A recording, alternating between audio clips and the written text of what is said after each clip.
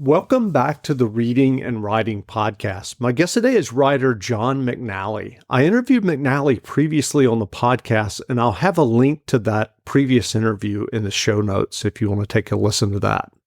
McNally has a new book out, The Pinned Butterfly, which he has published under a pen name, Johnny Mack.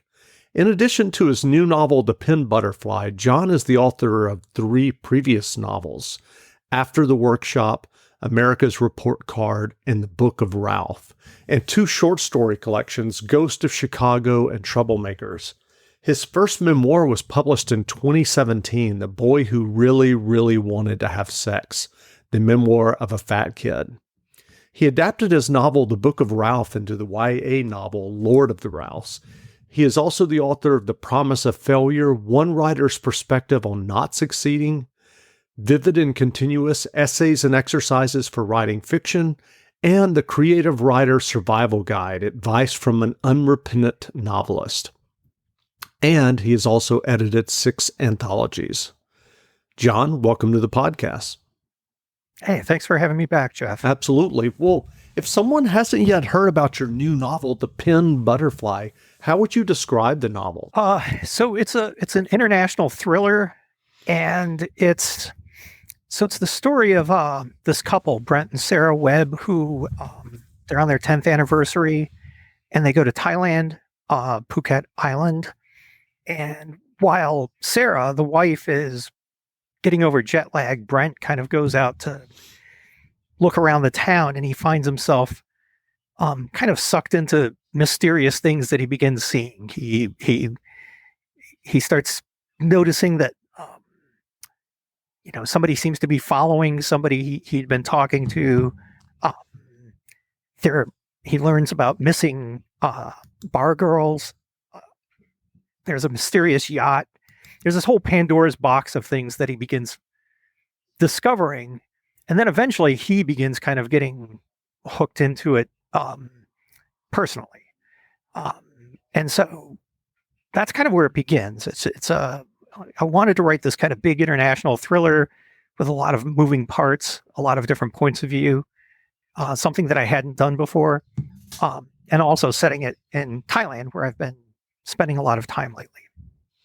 And do you remember the impetus or idea for The Pinned Butterfly? Well, so when I think it was the second time I went to Thailand in 2019, I was reading a Graham Greene novel, and I just thought, I've been wanting to write a crime novel for a long time, and the Graham Greene novel was really resonating with me in an interesting way, because a lot of his novels are set in different countries. They have that kind of, they're literary, but they also have this element of some sort of crime or some sort of espionage or something that's happening. So I actually wrote a draft of a crime novel, and I realized it kind of read like all of my other books in some ways. And so it was sort of, it had a crime in it, but it really wasn't the kind of crime novel I was hoping to write. But then I had spent time in Patong, which is in southern Thailand, and it's kind of a party scene down there. It's a little more seedier elements. And I think it was from that where I began. I mean, I wouldn't say that there was one specific incident, but just kind of a cast of characters of people, the kinds of people that I would meet down there, mostly kind of some shady expats. Sure. I think of Thailand in some ways as kind of like a modern day Casablanca. You get these like people with mysterious backgrounds converging there with, kind of suspect backgrounds, or histories or motivations. And so based on that, I began kind of piecing it together. I was like, well, what if there's a story that seems like it might be about sex trafficking, but it's not about sex trafficking? Like it starts leading, but it sparks the interest of somebody who's on vacation there to begin following this road that is in a country that he has no experience. He's not a cop in Thailand. He's a cop in the U.S. And so that's where it began. And the rest of it was just kind of by the seat of my pants, just trying to piece the story together. Why did you decide to publish this novel under a pen name? I think it's just because it was a crime novel. I wanted to kind of separate it from my other books. It was more. It was more for marketing. It was, I didn't want somebody who had read the Book of Ralph to, pick this up thinking it was going to be kind of like the Book of Ralph, because I feel like it's not at all like the Book of Ralph. Sure. In terms of tone, in terms of genre. So that's all. It was just kind of a marketing decision. I'm not sure if it was a smart marketing decision or a bad one, but it was to kind of keep that separate with the idea that if I write some more crime novels, they would be under the pen name. Can you tell us about your original writing journey that led you to writing your first stories and eventually getting your first novel published? Yeah, I mean, it was kind of a long one. I had an interest in writing ever since I would say in fourth grade when we had to write a play. And I wrote a play. I was a fat kid and I wrote a play about a fat superhero who gets stuck in a phone booth, and we had to perform it. And, the students were laughing, my teacher laughed, and that was kind of the encouragement that I needed to say, well, maybe this is something that I would be interested in doing. And then in seventh and eighth grade, I actually wrote a book length manuscript about old time comedians where I wrote to people, I interviewed people, I took it very seriously. And then I wrote to all these publishers to ask if they wanted to see it. And they all wrote back and said they don't take unsolicited manuscripts, which, I thought like, wow, I spent 2 years working on this book and I've been rejected by everybody. But one publisher actually did want to see it. And that, again, it was like a little boost of encouragement that made me continue on. And then from there, it wasn't until I was in college as an undergrad, I began writing short stories for the first time. I began reading literary fiction for the first time. I really hadn't been much of a reader before that. I read Mad Magazine and things like that. But so it was like I was introduced to Kurt Vonnegut and John Irving and all these other writers. And after my undergrad, I applied to grad school and kind of, I still think it may have been a clerical error. I'd gotten into Iowa, into the MFA program. I just kind of didn't know. I came from a working class background. So everything I did was just, just not really knowing exactly what I was doing, but just putting out applications and doing it and just kind of dedicating myself to it. But my first book was the short story collection Troublemakers, and that was published when I was 35. And I kind of had reached that point where I was thinking, is this going to happen? Is it not going to happen? And I still feel that way about it. 19 books later, I still feel that way. Well, do you remember the moment when you got your first acceptance for a short story? Yeah, I was in the MFA program at Iowa, and I think it was a teacher of mine, it may have been Madison Smart Bell, was telling us about a new magazine. He had a story in the first issue, and he passed around some copies of it, and I sent the story there, and it got accepted in the second issue, and then the magazine went defunct, so it only had 2 issues of the magazine. It's a magazine called the Poughkeepsie Review out of I think it was out of Vassar.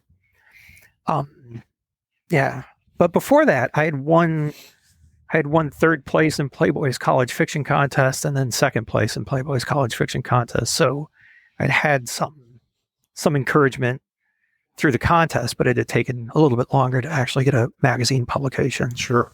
You mentioned that you got into the Iowa Writers Workshop, and that was, if I understand, you said it was kind of a fluke. Can you tell us about that? Yeah, I applied to 4 programs. So when I was an undergrad, I didn't really, I knew that Iowa was that a lot of writers had gone to Iowa, mm-hmm. because I'd begun reading a lot of books, and I would look in the bio and see that they'd either taught at Iowa or they had gone to Iowa. So that was the reason I picked it. I didn't really know much about it beyond that. But I applied to 4 programs. I think 2 I got rejected from. Actually, 1 I think lost my application. This is in the 1980s. Yeah. So it's like one just got lost in the mail. one I got rejected from. Iowa let me in without funding. And at that time, I didn't realize like you could kind of try to negotiate for funding if you didn't get funding. I just felt kind of grateful I was let in. And the other place let me in without funding because they told me that the writer, who is Frederick Barthelme, said, he really liked my writing. He's like, and it was the dean I was speaking to. And the dean said, but we can't let you teach anybody because these are the lowest GRE scores we've ever seen. But I didn't tell him was that everybody had told me GRE scores didn't count for MFA programs. And so I just went out drinking the night before, and showed up at the test and took the test. It was basically just filling in one bubble, like, B or C or whatever. As I mentioned earlier, you've had several memoirs published. Had you always written memoir along with fiction as well? No, I think that just came up kind of accidentally. I had a lot of my fiction grew. I think once I was able to kind of channel my personal life into my fiction, I think that's when I really began kind of advancing what I was doing with my fiction and getting published. So the Book of Ralph is very much like I could turn to almost any page in the Book of Ralph and say this is where this came from, but it's also very fictional. It's not autobiographical. Mm-hmm. But later I began writing. Mostly it was like I think it was magazines that would solicit work from me and ask me to write. Could you write an 800-word piece on this or that, and they would be autobiographical pieces. And at a certain point, I realized that that it was kind of the pieces were working together in kind of an interesting way, and so I began filling in the gaps, and mostly about my childhood. So that I'm still not necessarily comfortable writing about, like writing just straight autobiography, mm-hmm. but if I have a sort of like a game plan, like an overall game plan in which it's almost like an impressionistic painting or something where I can say, okay, I have these essays about these specific moments in my life. What else is going to kind of flesh out that picture? But yeah, I think it took me a long time to figure out how to kind of structure the individual essays just because since they're not short stories, it's not natural for me to kind of figure that out without having some sort of without really thinking about it in a way. Whereas a short story is very organic to me. I sit down, I write it. It kind of the shape kind of creates itself. Mm-hmm. And nonfiction, I have to kind of think about that ahead of time more. You did point out that The Pen Butterfly, your new novel, is a crime novel, which is different from novels that you've written previously. How was it different in terms of the actual writing process for you? I think partly one of my weaknesses had been throughout my career is plot. It's like trying to come up with a, like I think I'm good at dialogue. I'm good at, I kind of know which things I'm good at, whether it's or humor, but having that kind of big plot has been difficult. And so I tried to write a crime novel about 25 years ago, and I just couldn't do it. It was very, I struggled with how to plot the book. In the past 10 years, I've done a lot of screenwriting, and most of those screenplays have been crime and some version of crime. And I think working within that structure of the screenplay, which I tell my students, it's like writing a sonnet because it's a form, and you could do all these different things inside of it, but it is still a form. It's a 3-act structure, and there are certain places where the plot points happen. I think that just gave me the discipline to be able to and the confidence, I think, to be able to see if I was going to write a 500-page crime novel, how that could work, how I could actually fill that in. So it's a balance of like having a plan and not having a plan, like allowing myself the surprise as I'm writing, but also know that I'm heading towards something kind of bigger. You have written several books about writing and the writing process. What writing advice would you offer for those who are working on their own stories or novels?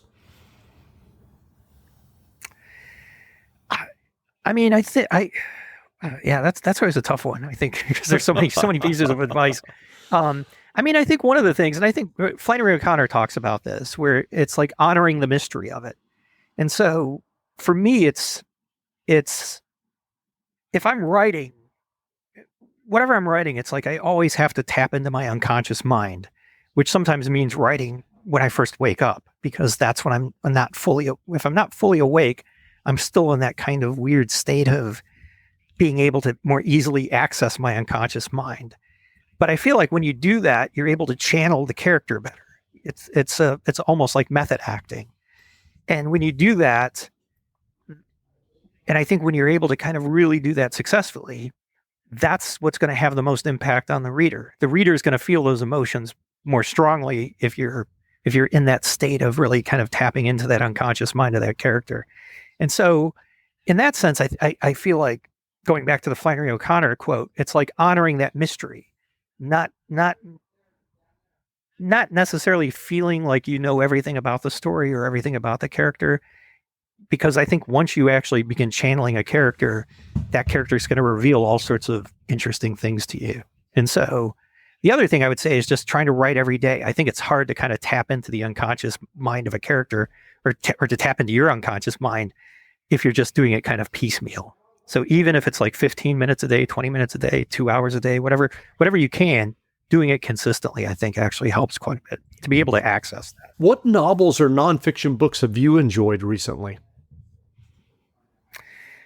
Weirdly, I've kind of gone back to older books. I when I read that Graham Greene novel when I was in Thailand, that's when I just suddenly fell in love with his prose, and I just began reading lots and lots of Graham Greene novels. So The End of the Affair is a book that I read recently that I just love. Where can people find you online if they'd like to learn more about you and your novels and your new novel, The Pin Butterfly? So I have a Twitter, or I guess it's not Twitter anymore, X account, and I believe it's just writer John McNally. No, I'm sorry, it's at J McNally Books, and that's probably the best place in terms of just like me talking about writing. I do have a Facebook authors page too, so you can, if you search my name, one is my personal page and one is the authors page. Again, we've been speaking with John McNally. McNally has a new novel out, The Pin Butterfly, which he has published under a pen name, Johnny Mac. So the novel is out now, so go buy a copy. And John, thanks for doing this interview. Oh, thanks so much. I really appreciate it, Jeff.